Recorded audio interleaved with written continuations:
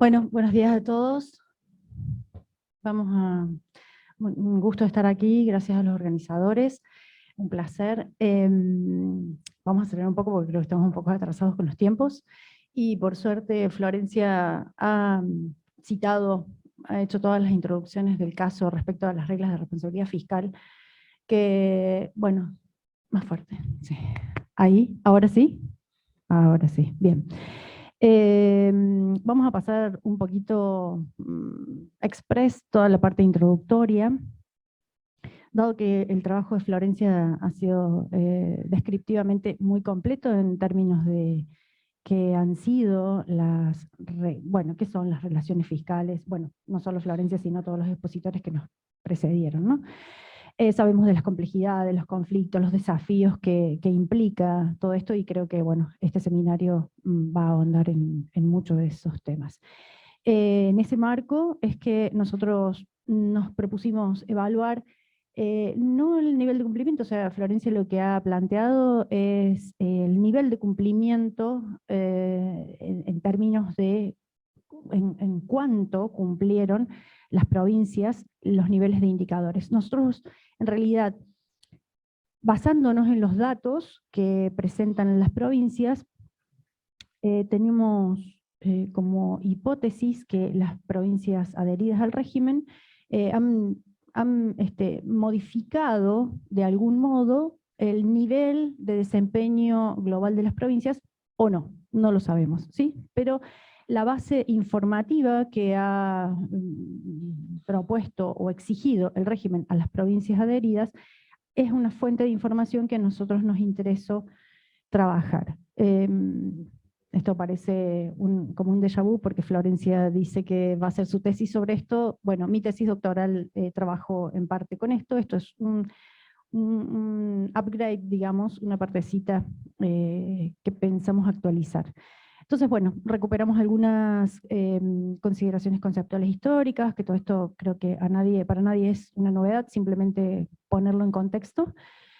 Y trabajar esos datos que propone el régimen elaborar con métodos no paramétricos que se denominan DEA, por su sigla en inglés, que es Data Envelope Analysis.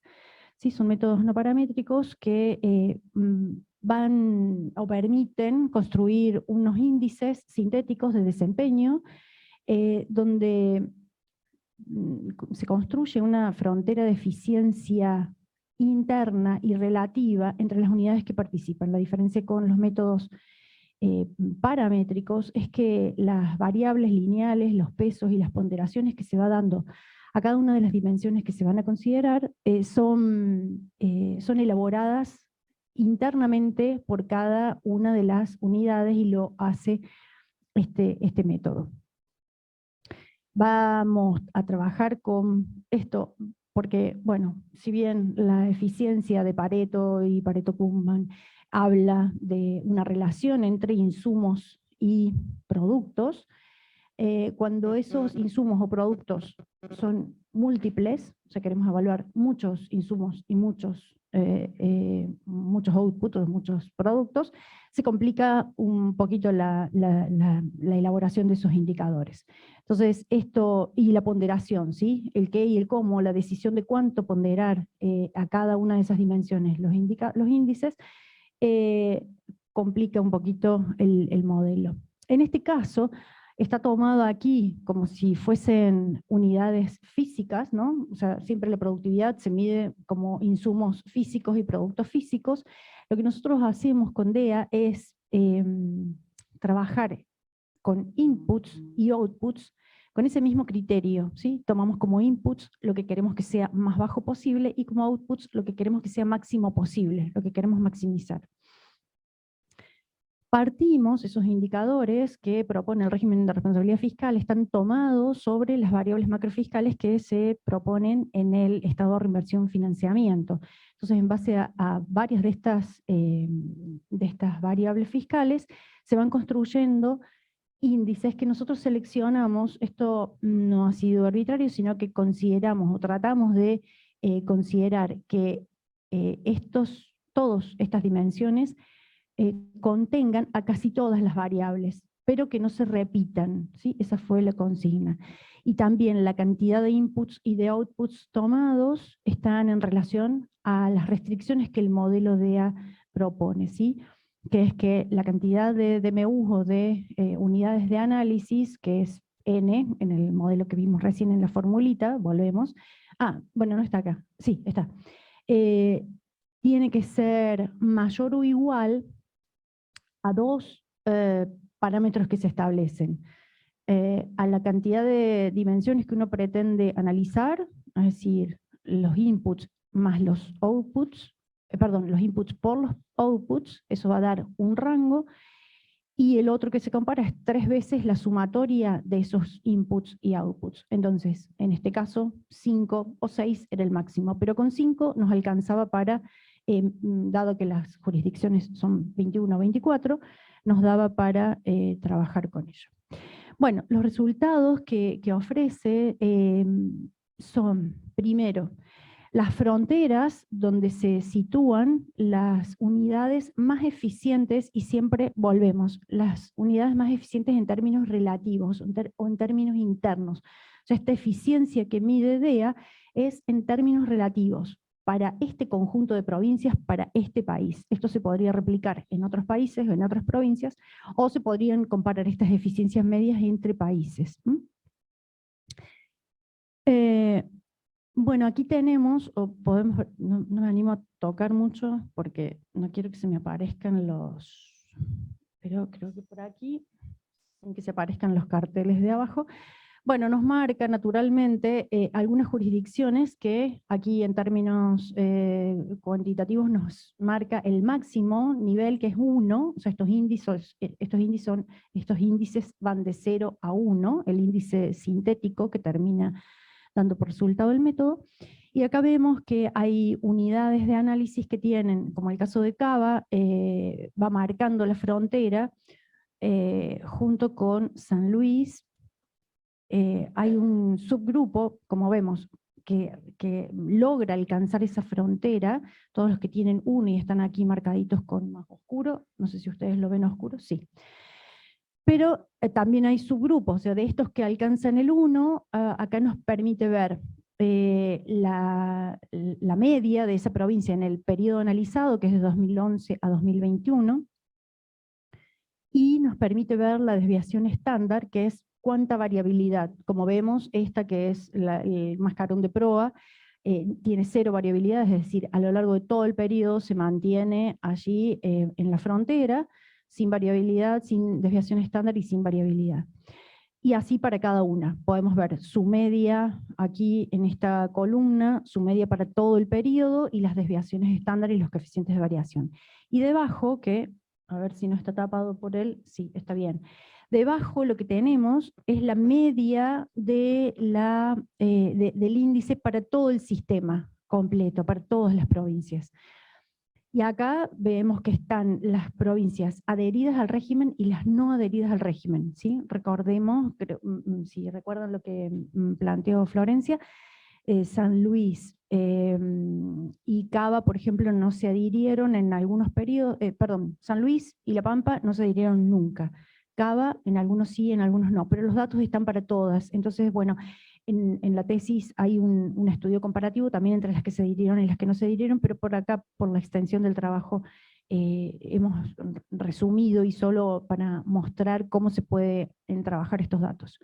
Bueno, esta media que se ve debajo de todo es la media del sistema para todas las jurisdicciones y por años. Entonces tenemos desde 0.76 en 2011, esto va evolucionando, tiene algunas altas y bajas, y como vemos aquí al final del periodo analizado es de 0.83, o sea hay 0.950 y algo de variación en mejora de la performance general.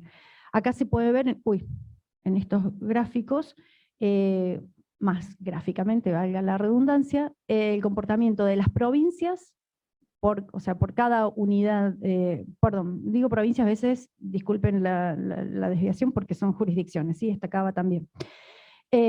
Acá vemos el comportamiento de cada una de las unidades que tienen distintas performance. Acá tenemos, esto es la eficiencia media del sistema, cómo va variando en ese periodo, tiene también altos y bajos. Esto sería la frontera graficada, en este caso, año por año. El eje de las ordenadas son años y son porcentajes, o sea, aquí nos faltaría del otro lado poner los años, pero este sería el punto de partida, que es el 2011, y va subiendo. Miren acá, lo más interesante de esto es que mejora el desempeño general, esto es el 9,52% de mejora general, pero también una cosa notable es que se profundizan las disparidades. O sea, esta curva que es más planita en 2011, a medida que va mejorando, va empeorando la relación entre las unidades de análisis. Entonces, las disparidades se van haciendo un poquito más pronunciadas. Bueno, y aquí un montón de datos que creo que ya los he aburrido, pero bueno, el método permite, a ver si acá lo tenemos más, bueno, sí, permite muchísimas cosas. Por un lado, o sea, se los voy a explicar porque los números están muy pequeños y acá no hicimos gráfico, pero además de analizar la eficiencia media, la eficiencia por unidad de análisis, las desviaciones estándar, lo que permite es hacer un análisis de cómo se van integrando los índices, las ponderaciones, o sea, hay columnas, que acá está tan chiquitito que no las veo ni yo, pero estas columnas aquí nos dicen cómo se compuso esto, actual rigidez, encima nos quedó horizontal el coso. Bueno, la rigidez actual, el endeudamiento, o sea, estas 5 primeras columnas son la composición actual del indicador, del índice, cómo cada una de las dimensiones va componiendo ese índice. En las columnas siguientes lo compara con su referente, porque no fui tan explícita, pero en el trabajo está más detallado, cómo se van armando los grupos de provincias por sus semejantes y los subgrupos dentro de esos subgrupos. Pero entonces el sistema va dando por cada provincia cómo está en relación a su más próxima de la frontera, esa distancia que va comparando de la frontera, y luego eso en las 5 siguientes columnas hasta aquí, y en las otras lo que también muestra es las mejoras potenciales. ¿Esto qué es? Cómo cada una de esas dimensiones puede aún ser mejorada por cada provincia en relación con su más cercana. Veo la cara de Diego, no sé si lo expliqué, si se entiende, pero brinda esas otras 3 posibilidades de análisis por cada unidad de análisis. Esto es, acá yo tomé 2011 y 2021, entonces uno puede mirar cómo variaron esas ponderaciones y cuáles son las que quedan. Entonces, si tomamos Buenos Aires, por ejemplo, acá, para ponerlo en un caso, un ejemplo, ¿no? Aquí todavía le queda por disminuir a Buenos Aires un 2,7 en términos de rigidez. El endeudamiento no tiene posibilidades de mejora potencial allí, o porque lo mejoró mucho en el periodo y no le queda más por mejorar en esa dimensión. En términos de sustentabilidad, sí, tiene mucho por mejorar, y en términos de autonomía puede mejorar un 1,9%. Bueno, algunas de las conclusiones después les quedarán a ustedes para leer, pero es que las fui diciendo mientras se los comentaba, tanto en términos de qué dio por resultado el valorar estos datos analizados o estudiados, qué efectos parece producir el sistema de reglas fiscales, que es una leve tendencia a mejorar, pero que se profundizan o persisten las disparidades y las singularidades de cada análisis, de cada unidad.